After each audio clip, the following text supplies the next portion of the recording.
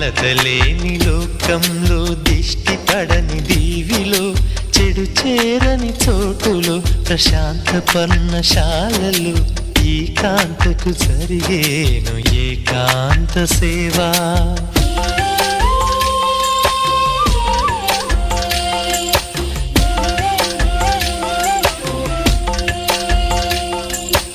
అనుబంధమి బంధువై మమతలే ముత్తైదువలై ఆనంద బాష్పాలే అనుకోని అతిథులై సీతమ్మకు జరిగేను సీమంతపు సేవా